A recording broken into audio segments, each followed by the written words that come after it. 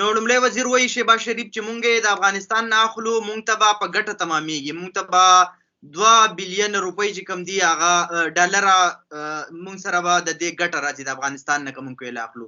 که په دغه اړه راته لږ ووایئ چې دغه خبره چې لومړی وزیر کړې ده آیا ستاسو کوم لاسلیک شوی دی، کومه معاهده مو شوې ده، که په څه دغه باندې دغه ویلي دي لومړی وزیر؟ د ډالر په خوند باندې هم پوهیږو او د یورو په خوند هم پوهیږو او د کالدارو په بېخوندۍ هم پوهیږو. نو یو څوک چې په قرضونو کې تر سږمو په خپل غر کې، نو هغوی به موږ به د هغوی څخه څه د خیر تمه ولرو.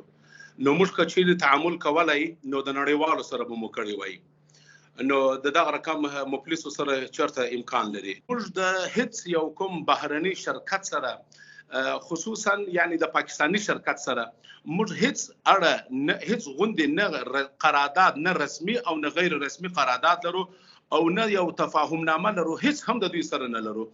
البته خبره دا ده موږ چې کومه کوله یا کومه د ډبرو سکاره یا زغال سنگ پر خپلو داخلي سکتور باندې په خپلو داخلي تجارانو باندې خرڅوو، همدغه داخلي تجاران بیا چې هره خواته وړي موږ پر دوی باندې کوم بندیز نه لګوو چې تاسو پلان ملک ته یوسئ پلان ته مه وړئ. دا زموږ چې څومره داخلي سکتور اوس روان دی نو دا هغه د پاکستان چې کوم ورته ضرورت دی 10% هم نه دور پر کړي. نو ځکه مو پرون دغه پریکړه وکړه چې دغه پریکړې پر بنیادونو باندې ان شاء الله مخکې به بیا وروسته بیا خپل پښتنو ته ادامه ورکړي چې دغه پریکړو پر بنیاد باندې مو زموږ هغه خبرګون چې پرون مو ودی ته سرګند کړي، نور مو هم تعرفې پر لوړې کړي. شرکتو والا بیچارهګان به رااله پرون د پرون راشي زه د ملګرو سره پر لینم، هغه تجاران دغه راته وایي چې ورور دا خو موږ ته لوی ګزار راکړي، تاسو هغه ته خپل دغه سم خپل انتقامي دغه مخسي او دغه در موږ باندې دا زور ووتی. موږ ورته ویل چې موږ په داخل کې خپل افغانانو ته تقریبا د وزارت معدن او پټرولیم تعرفه د 3000 څخه د 3.5 تر 400 پر زموږ تعرفه د البته جی سی بي ته پکاتو. البته چې څوک د باندې صادروي، چې څوک د باندې وړي پر هغه د باندې مو د یو بندیز په توګه باندې دغه یو گزار ورکړي چې پر دې متعارفه اوچته کړي. زموږ له طرفه په دې کې مو هیڅ تغیر نه دی راوستلی، دا نن چنچبل د وس لپاره. البته تغیر چې مو پکې راوستي هغه د وزارت مالیې پرېکړه ول، کوم قیمت چې د پی ټن د زغال سنگ تثبیت شوی دی هغه تقریبا دغه $90 ولو. دغه $90 څخه چې موږ دیش تعرفات دی وس پر لوړه کړې و، دغه دیش تعرفات تقریبا $20 کېدل. نو پرون چې مو کومه دا پریکړه وکړ نو دغه پریکړې پر بنیاد باندې مو د وزارت مالیې په سیستم کې یعنی د پی ټن قیمت د راتلونکي د پاره د همیشه لپاره نور دغه تثبیت سولو چې $200. پاکستان ته په څومره بیه باندې دا پریوزي یو ټن کویلا؟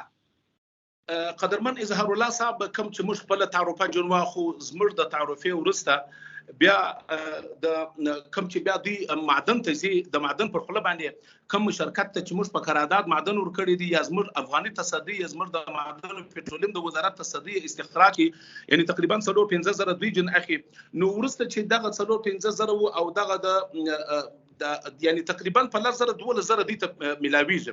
ورسته دغه کوم چې د ترانسپورټیشن مصارف دي، د بارګری مصارف دي او دغه د فوایدامي ټکسونه دي چې کله در ډیورند در کرښه پرې رسیږي نو یو ټن تر پرونه پرې په یعنی دي ته تقریبا په $241 څخه تر $250 پورې وتی.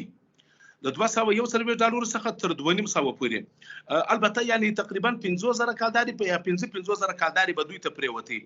مګر د اوس لپاره چې کومه تعرفه موږ پر بالا کړه نو معنا داس ول چې $3 یعنی $70 په مجموع کې مخکې $20 ول، د هغه ډالر د حساب څخه چې حساب ورته وکي اوس $3 چې نور پر واچې نو تقریبا 280 یا 283 ته پی ټن دی ته پریوزي. یعنی د دې په حساب باندې 50,000 کالدارو ته غالبا پورته کیږي. مناسب کرته وایي چې د پاکستان سره د افغانستان ترمنځ د کویلې اقتصاد څومره دی او آیا دا چې کوم تجارت ته دا ستاسو د امارت اسلامي د راتګ نه پس زیات شوی دی یا کم شوی دی؟ موږ ته پاکستان مهم نه دی، موږ ته خپل تجاران خپل داخلي او خصوصي سکتور مهم دی.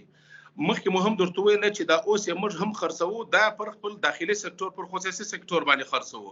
تاسو وی چې مونږه چونکه د پاکستان ته د کویلې ضرورت وو نو مونږه چې کوم دغه $90 وا پر ټن چې و دا مونږ سیوا کړل 200 ټنه ته آیا که پاکستان بیا داسې وکړي چې د پاکستان نه کوم شیان افغانستان ته ځي او په هغې باندې یا ټیکسونه زیات کړي یا ډیوټي زیاته کړي نو آیا تاسو نه ګڼئ چې دا به د افغانستان په ګټه باندې نه تمامیږي؟ دومره ویلی سو چې تر اوسه پورې هم پر موږ باندې ګلان نه دي راپاشلي دي خلکو. همدغه ګاونډیتوب کې همیشه زموږ د میوو سره سراسر ظلم کړی دی. همیشه زموږ د سپینږیرو د تورژورو سره زموږ د زنانو سره پر دا سپین بولدکو پر تورخم کومه رویه چې د دې خلکو روانه ده. نو تر اوسه پورې هدف دا دی چې تر اوسه هم پر موږ باندې کوم ګلان نه دي راشندلي چې اوس به موږ د دې بعد د دوی ګلانو ته نور هم انتظار وباسو. نو البته دومره ده چې بیا موږ که چیرې دغه کورله چې د دوی اوس یو اساسي ډیمانډ ګرځېدلې ده کولی شي چې په راتلونکي کې د پریشر پوینټ په توګه باندې پر دوی باندې په 0 پوینټ باندې بیا پر دوی باندې استعمال